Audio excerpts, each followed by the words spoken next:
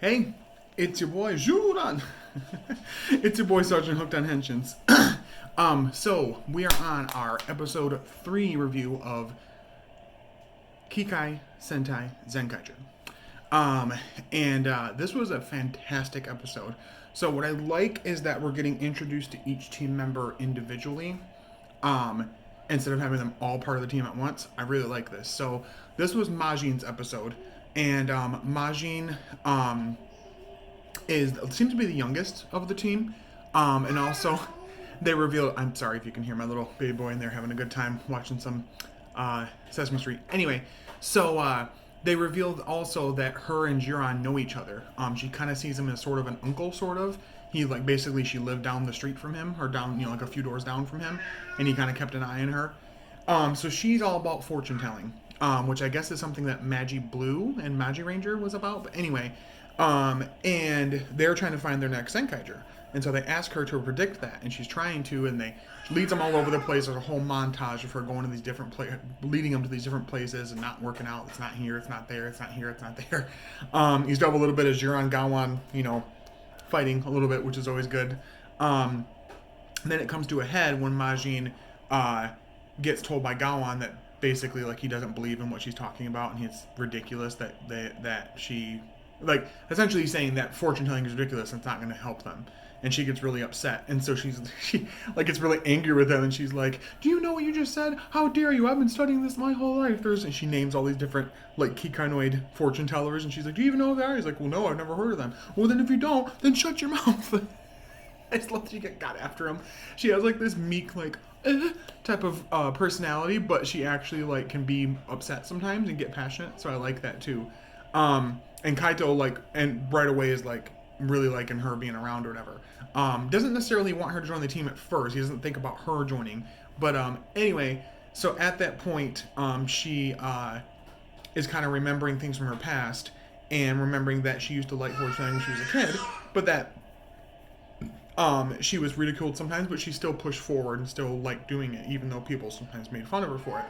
Because Kaito says to her, well, sometimes fortunes aren't always correct. Sometimes fortunes just kind of put you in the right direction, and something will happen. Maybe something positive. Who knows? And so, at this time, this ice world has taken over the like main Zenkaiger world, whatever we're calling it. And it's funny because they mention the Ice Age, and Kaito acts like he doesn't know what that is, and they're like, "You don't know what the Ice Age is?" And as they're talking and everything, going back and forth, like, what? How does he not know? What is it? Which is weird. It might insinuate maybe there's not been an Ice Age in this world, which is strange. But in the background, Majin's having like this moment where she's like, "I want to help. I don't know how to fight, and I don't know what I can do." Blah blah blah. But you know what? I just have to go forward and try. And so she like slides forward on her little sled and comes out, and they're like, "Who are you?" And blah blah blah. And she says who she is and that she's ready to help and whatever. And he gives her the Gertlinger. And like the previous two episodes, where we had Jiran just straight shooting somebody in the middle of their speech, one of the bad guys in the middle of their speech, same thing with Gaon. This time it takes a little bit of a different turn. So Majin's out there and he gives her the Gertlinger and they're ready to do a change Zenkai. And she shoots herself in the face. And they're like, "Are you okay?" Oh, and they like have to teach her, like, "You do this? Yep, open it, put it in, slap it down, turn the crank." Okay, and like explain it to her. And then even the bad guys are like, "Come on, let's get the show on the road." The show is fantastic with comedy. It really, really, truly is. But anyway, one second. So we continue on. They do their first change Zenkai together. I like this because after it announces the number, like the blah blah blah bang, whatever number it is. I don't know the numbers in Japanese. I have to learn that. But when it says their number after they turn their gear and they want to transform, they do part like a little bit of their own little pose. So, Gawan does, part of his little, claw thing up. Jiran's like, Kaito's like, with the little hand behind. And, Majin is with like the Magi Ranger thing. And, so they do the dun dun dun dun, they spin. They spin and then change that guy, and shoot. It's really cool. So we get the first full team change. And her like introduction and everything with her suit and everything, which looks really nice. It's based off of Magi Ranger Mecha, and she has like a little hat on. You can see kind of like metal hair, like metallic blonde hair, which is kind of cool. And her Kikai Henge form is a dragon. So this whole ice world thing's happening. They don't have traction, whatever. Before that, though, let me mention this. They use the Tokyuger gear.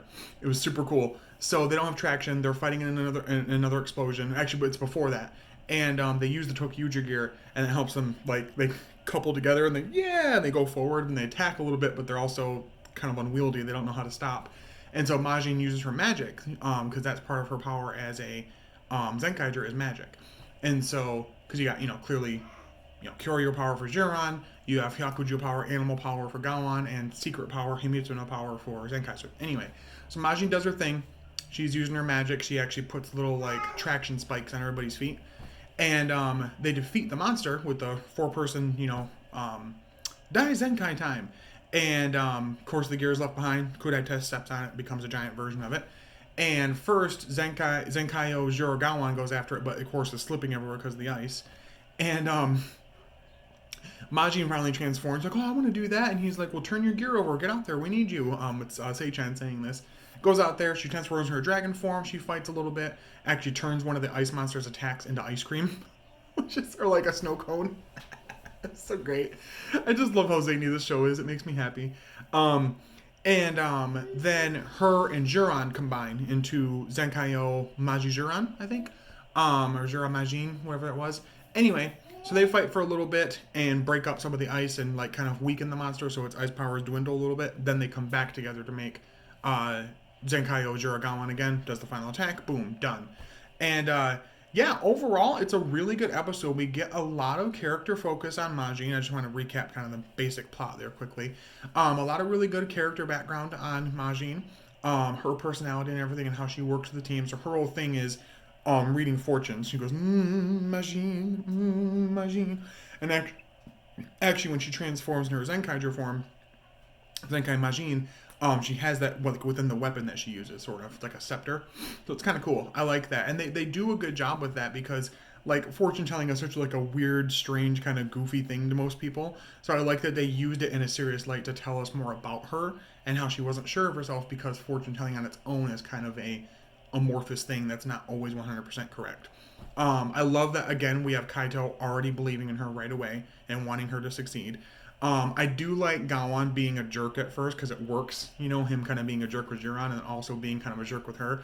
And I like Jiran and Majin's connection that they know each other and that he knew her as a kid and kind of felt protective of her. I like that too. So yeah, it was overall a really, really good episode. I liked having the new member of the team. Clearly Vroom is the next one to add in, who is just a janitor in the Toji Tendo Empire right now, but it seems the next episode is going to change. He's going to join. They actually do we'll see what the fortune is, would lead us to our next Zenkaiger, and she's like, you'll get your answer when the glasses are led to you, and they're like, huh? And it's Vroom's glasses. So, not a lot in the Toji Tendos this time.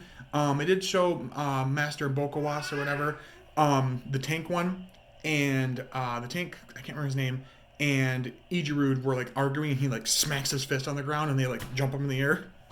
He's like telling them to like stop bickering, which I kind of like that we have a villain finally saying like, hey, stop this bickering crap, because that kind of gets annoying sometimes with villain groups in Sentai. So again, just more presence than anything. I'm hoping we get more out of these villains to really understand who they are as characters, and they're not just going to be a random set piece just for the good guys to beat up all the time. But overall, they're still cool looking, and I like their designs and their overall plot arc and what they're trying to do as far as taking over these worlds. And I like that by defeating the Kudai test and the world creatures, they're reversing the control they have over those worlds, and those worlds get released.